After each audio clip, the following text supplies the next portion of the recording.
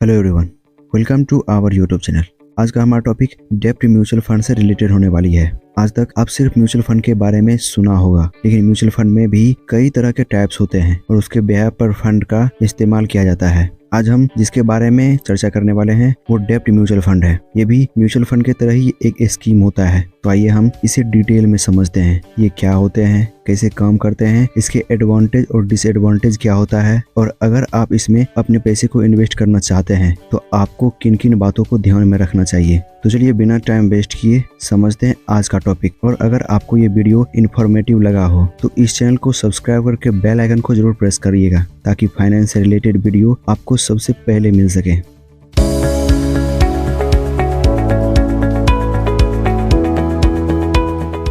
What is डेब्ट mutual fund? पहले हम समझते हैं कि एक्चुअल में डेब्ट म्यूचुअल फंड होता क्या है। तो देखिए, डेब्ट फंड भी म्यूचुअल फंड के तरह ही एक स्कीम होता है। इसमें भी फंड कंपनी इन्वेस्टर से फंड को पूल करके उसे डाइवर्सिफाई करके इन्वेस्ट करता है, लेकिन ये कंपनी उस फंड को किसी स्टॉक या इक्विटी में नहीं बल्कि कॉर्पोरेट बॉन्ड्स और गवर्नमेंट बॉन्ड्स में इन्वेस्ट करता है। यहाँ भी एक प्रोफेशनल फंड मैनेजर होता है, एक प्रोफेशनल टीम होता है जो सारे फंड को मैनेज करता है। जब किसी कंपनी या गवर्नमेंट को लोन की रिक्वायरमेंट होती है तो वो अपने कंपनी के बॉन्ड को जारी करता है। तब डेब्ट फंड कंपनी बॉन्ड को खरीद लेता है और अपने मार्जिन को पहले ही तय कर लेता है कि उस बॉन्ड पर कितना मार्जिन रखना चाहिए। यह एक तरह के फिक्स्ड इनकम इंस्ट्रूमेंट होता है। यहाँ पर रिटर्न इंटरेस्ट इनकम और कैपिटल एप्रिसिएशन पर मिलता है। यह आपको कम रिस्क के साथ अच्छा रिटर्न दे देता है। ये फंड कंपनी आपके पैसे को डाइवर्सिफाई करके इन्वेस्ट करता है। जब बॉन्ड की प्राइस गिरता है तब ये फंड कंपनी उस बॉन्ड को खरीद लेता है और बॉन्ड की प्राइस बाइंग प्राइस से ज्यादा होता है। जितना प्राइस तक वो प्रेडिक्ट करता है तब वो उसे सेल कर देता है। यहाँ भी म्यूचुअल फंड के तरह ही NAV प्राइस होता है, जिसे आप बॉन्ड के प्राइस कह सकते हो। इस डेब्ट फंड का भी कई तरह के टाइप्स होते हैं, जैसे overnight funds, liquidity fund, ultra short duration fund, low duration fund, etcetera etcetera. अब इसके एडवांटेज को समझते हैं। यहाँ पर जो पहला बेनिफिट होता है वो होता है इंडेक्शन बेनिफिट का। ये आपके टैक्स को काफ़ी हद तक कम कर देता है।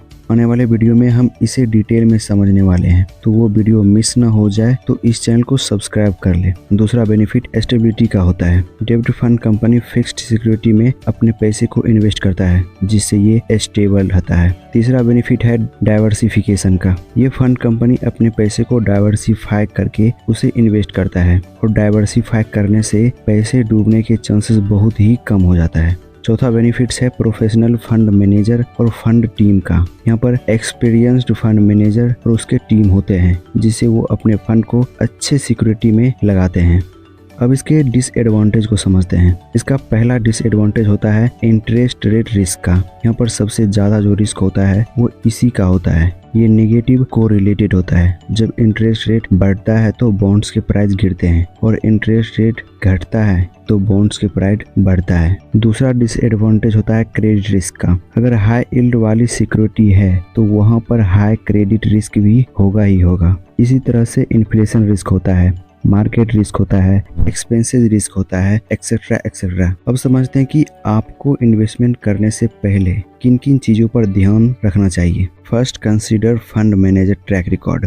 फंड मैनेजर के ट्रैक रिकॉर्ड को चेक करें कि उसके बैक रिकॉर्ड क्या है, उन्होंने पहले कैसा परफॉर्म किया था। Cheque fund company rating. ये भी चेक करें कि जिस फंड कंपनी को आप पैसे दे रहे हैं उसे कितने रेटिंग मिले हैं। सबसे बेस्ट रेटिंग होता है AAA रेटिंग का। Risk tolerance. जब आप अपने पैसे को फंड कंपनी को देते हो तो ये पहले तय कर ले कि आप उन पे कितना रिस्क ले रहे हो। Check expense ratio. आप एक्सपेंस रेशियो को भी चेक करें, क्योंकि अगर हाई एक्सपेंस रेशियो हुआ तो वो आपके रिटर्न को कम कर देता है। चेक इंटरेस्ट रेट, क्योंकि इंटरेस्ट रेट और डेब्ट फंड को रिलेटेड होता है, तो इसे भी नज़र में रखें। तो ये कुछ चीज़ें हैं जो कि आपको इसमें इन्वेस्टमेंट करने से पहले इसे चेक करना चाहिए, ताकि आप इसे अच्छे से समझ सके और एक कॉन्फिडेंस के साथ अपने पैसे को इस फंड मैनेजर को दे सके। तो आई होप कि आपको डेब्ट फंड के बारे में अच्छी तरह से समझ में आ गए होंगे कि एक्चुअल में ये क्या होता है। तो आज के लिए इतना ही। मिलते हैं नेक्स्ट वीडियो में किसी नए टॉपिक के साथ।